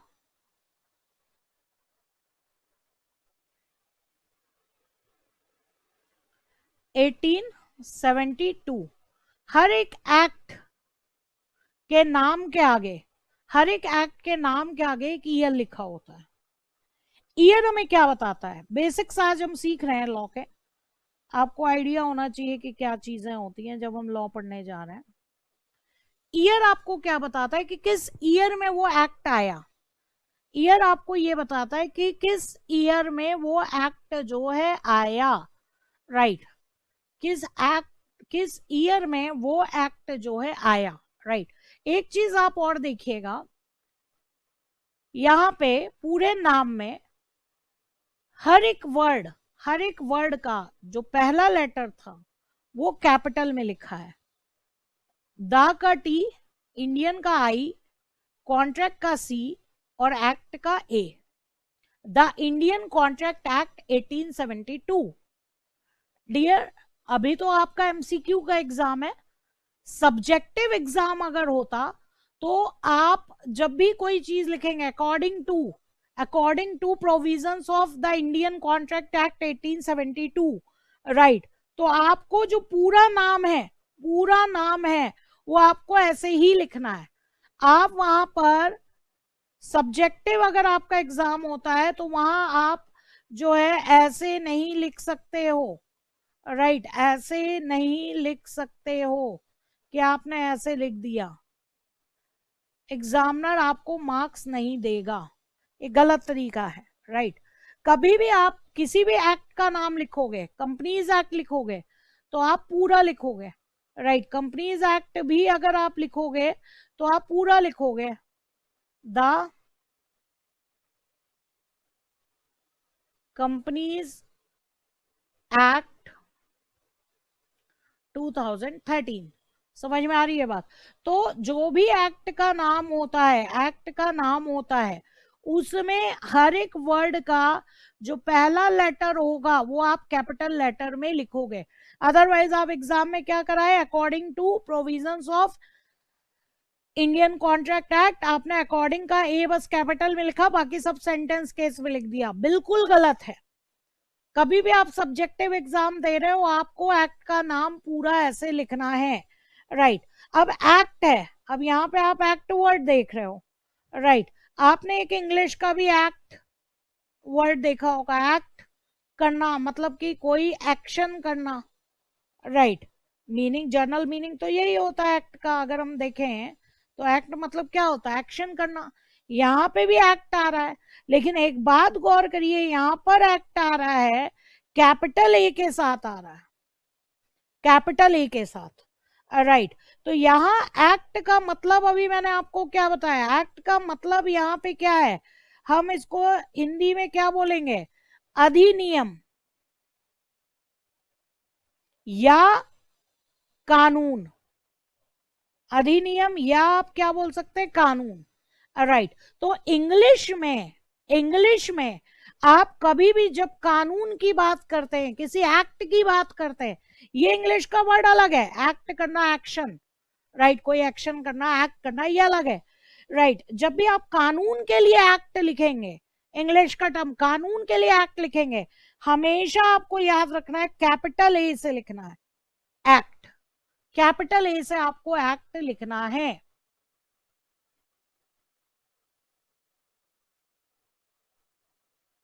सरिता यहाँ पे एक क्वेश्चन पूछ रही हैं कि मैम हम एक्ट को रिवाइज क्यों करते हैं, राइट। आज की डेट में मतलब कंपनीज एक्ट 1956 था तो 2013 क्यों लाए, सरिता मैंने इसका जवाब आपको दिया था, बहुत सारे फ्रॉड हो रहे थे, ठीक है, गवर्नमेंट परेशान हो गई थी, क्यों, क्योंकि पुराने एक्ट में कमी थी। जब समय चेंज होता है तो समय के अकॉर्डिंग आपको कानून भी चेंज करने पड़ते हैं। आईपीसी में तो ऐसे ऐसे सेक्शन थे, अब तो कुछ हट भी गए हैं, कि आप उस समय पढ़ते फीमेल्स को तो राइट्स ही नहीं दिए गए थे, पुराने कानून में फीमेल्स को राइट्स नहीं दिए गए थे। फिर कानून में बदलाव आया, तो कानून में हमेशा बदलाव की जरूरत होती है, राइट। जो समय होता है, जो टाइम होता है, वो चेंजेस की डिमांड करता है कि हाँ चेंज होना चाहिए। तो पुराना सत्यम केस हो गया था, ठीक है, विजय माल्या का आपने केस देखा हुआ था, बहुत सारे केसेस हुए थे, लोगों का बहुत पैसा डूबा था, गवर्नमेंट को काफी नुकसान हुआ था।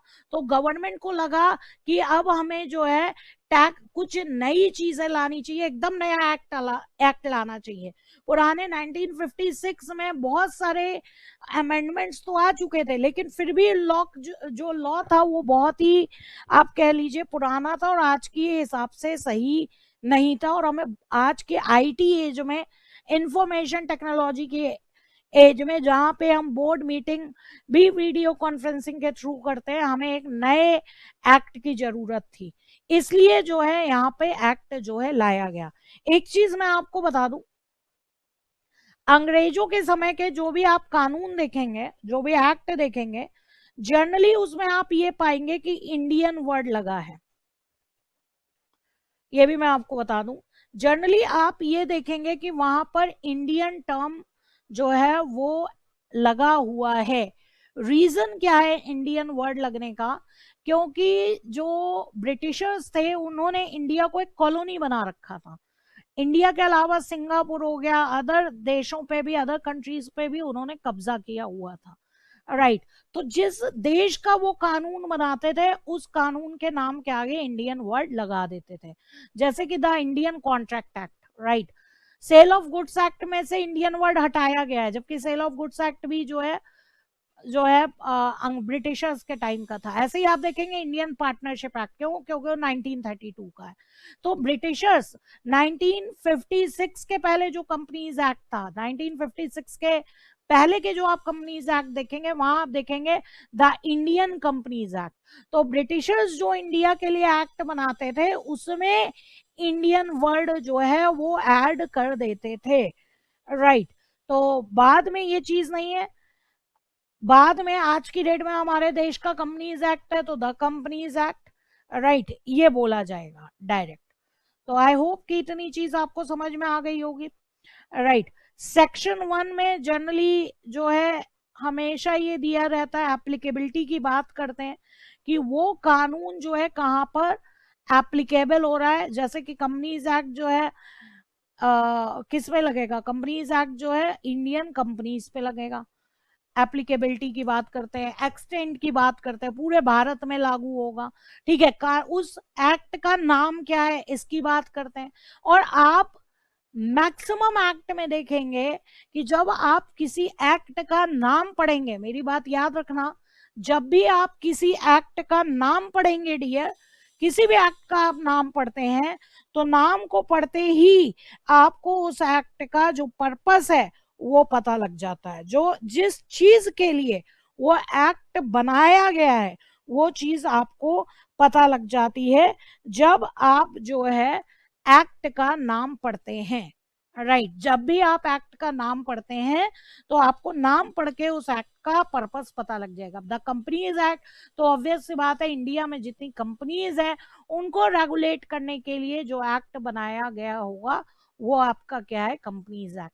कॉन्ट्रैक्ट एक्ट, इंडिया में जितने भी कॉन्ट्रैक्ट होते होंगे उसके लिए क्या है, कॉन्ट्रैक्ट एक्ट है। समझ में आ रही है बात? यहां तक किसी को कोई दिक्कत?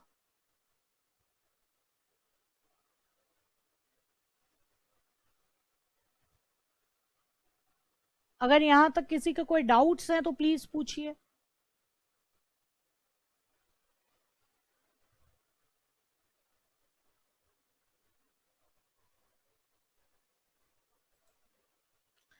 यहां तक किसी के कोई डाउट्स है तो प्लीज लिख के एक्नॉलेज करिए।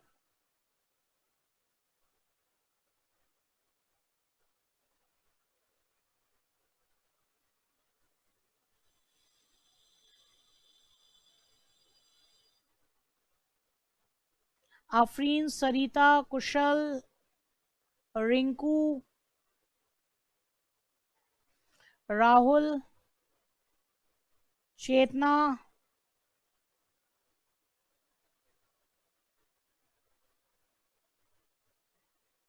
सूरज,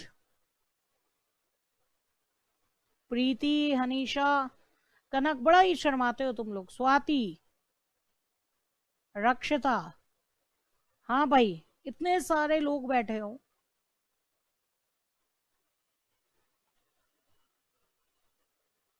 ओके, यहां तक चीजें समझ में आ गई? थैंक यू सरिता, लेकिन अभी बचा है, अभी मैं जा नहीं रही हूँ। सरिता एक बात बतानी बची हुई है, अभी मैं जा नहीं रही हूँ।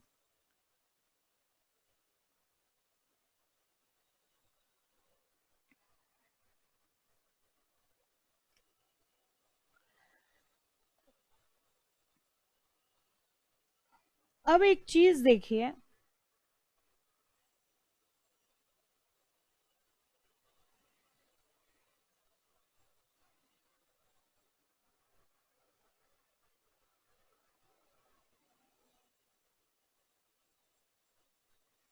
एक चीज देखिएगा, सबसे ऊपर, सबसे ऊपर हमारे देश का क्या है,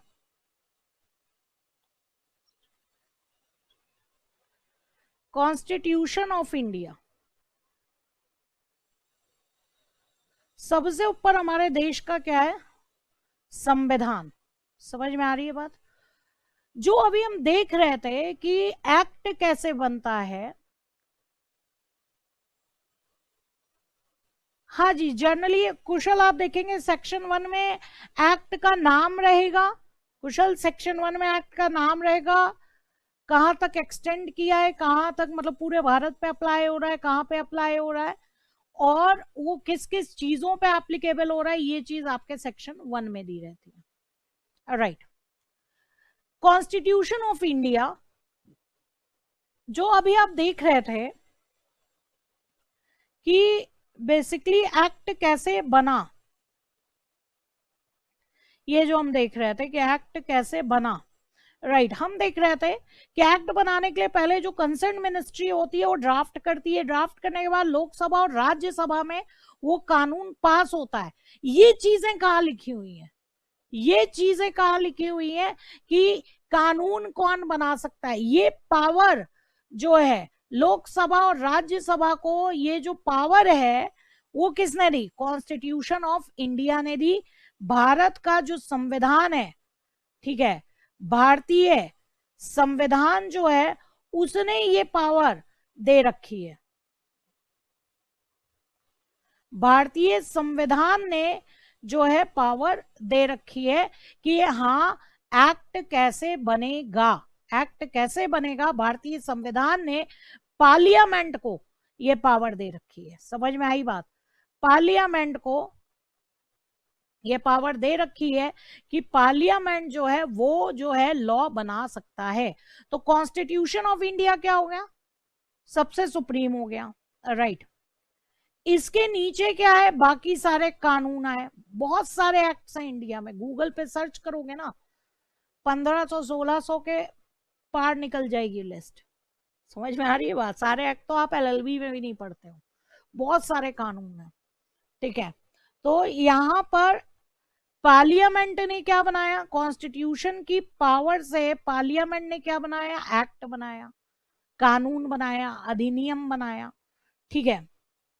एक्ट के बाद कुछ कुछ एक्ट्स में आप देखोगे रूल्स एंड रेगुलेशंस होते हैं, रूल्स एंड रेगुलेशंस होते हैं कुछ कुछ एक्ट्स में। आप ये भी देखोगे जैसे कि कंपनीज एक्ट में कंपनीज रूल्स भी हैं, कंपनीज एक्ट में कंपनीज रूल्स भी हैं, अलग अलग जगह अलग अलग रूल्स हैं। मैनेजर को रिमनरेशन क्या देंगे, इसका रूल्स है। इनकॉर्पोरेशन कंपनी में कैसे करेंगे, कंपनी कैसे बनाएंगे, इसके भी रूल्स हैं, ठीक है।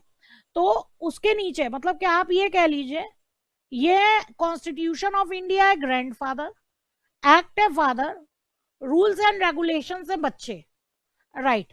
एक्ट में कभी भी वो चीज नहीं लिखी जा सकती है जो हमारे संविधान के विरोध में हो, संविधान के विरुद्ध हो, कॉन्स्टिट्यूशन ऑफ इंडिया के अगेंस्ट हो।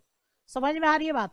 अगर किसी एक्ट में गलती से कोई ऐसी बात आ जाती है जो हमारे कॉन्स्टिट्यूशन ऑफ इंडिया के विरोध में है, अगेंस्ट है, तो कॉन्स्टिट्यूशन ऑफ इंडिया प्रिवेल कर जाएगा, ओवरराइड कर जाएगा। यहाँ पे एक वर्ड यूज होता है ओवरराइड करना, राइट, या प्रिवेल करना, इंग्लिश में वर्ड होता है, राइट। ओवरराइड करने का मतलब हम किसकी बात मानेंगे। अगर एक्ट में गलती से कोई चीज आ गई, वैसे तो होता नहीं है, राइट, अगर कोई चीज आ गई तो कॉन्स्टिट्यूशन ऑफ इंडिया में अलग कहा गया और एक्ट में कुछ अलग कहा गया, तो हम किसकी बात मानेंगे? Constitution of India. तो जितने भी हमारे देश में कानून है उन सबके पापा कौन है? Constitution of India. इसके अलावा आपको रूल्स भी मिलेंगे, इसके अलावा आपको रेगुलेशंस भी मिलेंगे, राइट। जो रूल्स होते हैं वो एक्ट से छोटे होते हैं, यानी कि रूल्स में अगर कोई अलग बात कह दी गई तो हम किसकी बात मानेंगे? एक्ट और रूल्स में अलग अलग है, विरोधाभास है, अलग अलग बात कही गई है, तो हम किसकी बात मानेंगे? एक्ट जो है वो ओवरराइड कर जाएगा रूल्स को। रूल्स कभी भी एक्ट के अगेंस्ट नहीं हो सकते, रूल्स एंड रेगुलेशंस कभी भी एक्ट के अगेंस्ट नहीं हो सकते हैं, राइट। तो रूल्स की जो परमिशन है एक्ट में ही, अब एक्ट को बनाना तो बहुत मुश्किल है, एक्ट को बनाना तो बहुत मुश्किल है। देख ही लिया कितने पापड़ बेलने पड़ते हैं, लोकसभा और राज्यसभा दोनों से हमें क्या है चेंज करवाना पड़ता है, तो कभी मतलब कि पास करवाना पड़ता है। तो कभी कभी एक्ट में जो है सेंट्रल गवर्नमेंट को ये पावर दे दी जाती है कि रूल्स बना सकता है जरूरत के अकॉर्डिंग। और जो रूल्स होते हैं वो आपके क्या होते हैं? फ्लैक्सिबल होता है, जो रूल्स होता है फ्लैक्सिबल होता है। तो सेंट्रल गवर्नमेंट के पास पावर हो जाती है, जैसे कि कंपनीज एक्ट में कंपनीज रूल्स भी है, और कंपनीज रूल्स जो है वो एमसीए बनाता है, सेंट्रल गवर्नमेंट के बिहाफ पे कौन बनाता है? MCA, ministry of corporate affair जो है वो रूल्स बनाता है, राइट। रेगुलेशंस क्या है? डेलीगेटेड पावर्स है, आप कह सकते हैं डेलीगेटेड पावर, राइट, पावर्स, यानी कि जो एक्ट होता है वो रेगुलेशंस बनाने के लिए। अब जैसे फॉर एग्जांपल आपने एक एक्ट का नाम सुना होगा, FEMA, foreign exchange management act, ठीक है। तो ये जो फेमा है, फेमा में आपको रूल्स भी मिलेंगे और रेगुलेशंस भी मिलेंगे। कंपनीज एक्ट में केवल आपको रूल्स मिलेंगे, रेगुलेशंस नहीं मिलेंगे, ठीक है। तो फेमा में जो है पावर, रेगुलेशन बनाने की पावर किसको डेलीगेट की गई है? आरबीआई को, रिजर्व बैंक ऑफ इंडिया को, राइट। तो रेगुलेशन बनाने की पावर जो है वो दे दी जाती है, क्लियर है। जो एक्ट है वो रेगुलेशंस बनाने की पावर जो है डेलीगेट कर देता है, अगर लगता है कि हाँ बाद में रेगुलेशंस की जरूरत पड़ेगी। तो इतना ज्यादा रूल्स एंड रेगुलेशंस को चेंज करना या बनाना डिफिकल्ट नहीं होता है जितना एक्ट को बनाना जो है डिफिकल्ट होता है। सारे एक्ट के साथ रूल्स एंड रेगुलेशंस हो ऐसा कोई जरूरी नहीं है, कभी कभी कुछ एक्ट होते हैं, कहीं कहीं आप मैक्सिमम एक्ट के साथ रूल्स तो देखेंगे ही देखेंगे। रूल्स बनाने का राइट किसको दे देता है एक्ट? एक्ट के किसी सेक्शन में लिखा होगा कि इन चीजों के रिगार्डिंग जो है सेंट्रल गवर्नमेंट के पास पावर है कि वो रूल्स बना सकती है, ताकि बार बार जो है पार्लियामेंट में जो है एक्ट पास ना कराना पड़े, जरूरत के अकॉर्डिंग रूल्स जो है बनाए जा सके। राइट, रेगुलेशन में जो है पावर डेलीगेट कर दी जाती है, लॉ बनाने की पावर डेलीगेट कर दी जाती है किसी एक प्रॉपर अथॉरिटी को, जैसे फेमा में आरबीआई के पास जो है रेगुलेशन बनाने की पावर है। तो एक ये मैंने जस्ट ब्रीफिंग दी कि कहीं आप एक्ट के साथ अगर रूल्स एंड रेगुलेशंस भी देखें तो आपको चीजें समझ में आ जाए। आई होप कि इतना आपको समझ में आ गया होगा। अब यहां तक अगर किसी के कोई डाउट्स हैं तो प्लीज पूछ सकते हैं आप लोग। आज का सेशन आप लोग को समझ में आया? यहाँ पे सेशन मैं क्लोज करूंगी, प्लीज कोई डाउट्स है तो प्लीज आप पूछ सकते हैं। एक मैंने पूरी ब्रीफिंग दे दी है, आज का जितना भी मैंने लेक्चर दिया वो आपको आपकी आईसीएसआई की बुक में नहीं मिलेगा।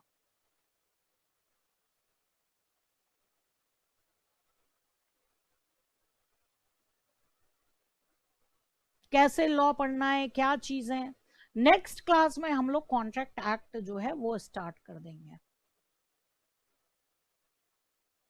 किसी को कोई भी डाउट, लैंग्वेज नहीं समझ में आई? मैंने हिंदी इंग्लिश दोनों ही यूज किया है क्योंकि मिक्स क्राउड बैठा रहता है। सूरज समझ में आ गया, अफरीन समझ में आ गया, कुछ चेंजेस करने, एग्जाम्पल्स और ज्यादा चाहिए? कुशल, फेमा, फेमा आपका फॉरेन एक्सचेंज मैनेजमेंट एक्ट होता है। फॉरेन एक्सचेंज मतलब कि आपको पता है जब बाहर की करेंसी के साथ हम डील करते हैं, इंपोर्ट होता है एक्सपोर्ट होता है, तो वहां पे फेमा एक्ट जो है दिया गया है इंटरनेशनल बिजनेस के लिए। अभी आप एग्जीक्यूटिव में जाकर पढ़ोगे, राइट, तो वहां पे आपको रूल्स भी मिलेंगे और रेगुलेशंस भी मिलेंगे। श्रुति, नहीं नहीं श्रुति, हाँ, रूल्स और रेगुलेशन हर एक एक्ट में मैंडेटरी नहीं है, किसी किसी एक्ट में रहते हैं, किसी किसी एक्ट में नहीं रहते हैं। हर एक एक्ट में होना रूल्स मैंडेटरी नहीं है। रक्षता, नो डाउट, गुड है जी, ऐसे ही अच्छे से पढ़ते रहो।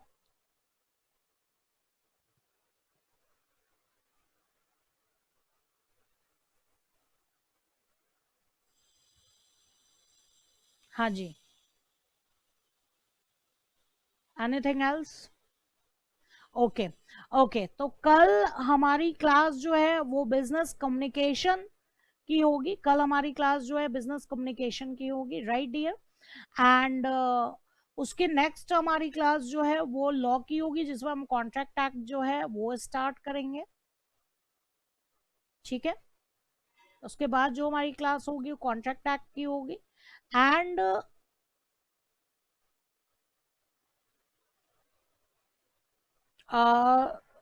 स्वाति, जो इसके पहले फेमा के पहले फेरा हुआ करता था, फेमा आपका 99 ही है, एक बार चेक कर लीजिएगा, फेमा आपका 99 ही है।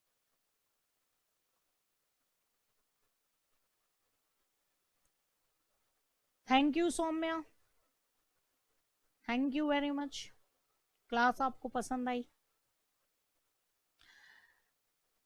राइट। और अभी आपकी 11:30 से शिवम सर की क्लास है, 11:30 से शिवम सर की क्लास है, राइट। लॉ में आपको बहुत फोकस करना है डियर, क्योंकि हमारा जो कंपनी सेक्रेटरी का प्रोफेशन है, इसमें हम लीगल एडवाइजर होते हैं और हमें लॉ की काफी नॉलेज होनी चाहिए, राइट। तो लॉ में बहुत अच्छे से करना है, तो प्लीज पूरा फोकस करिएगा।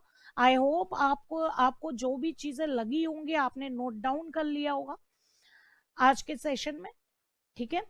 Okay, thank you dear, thank you.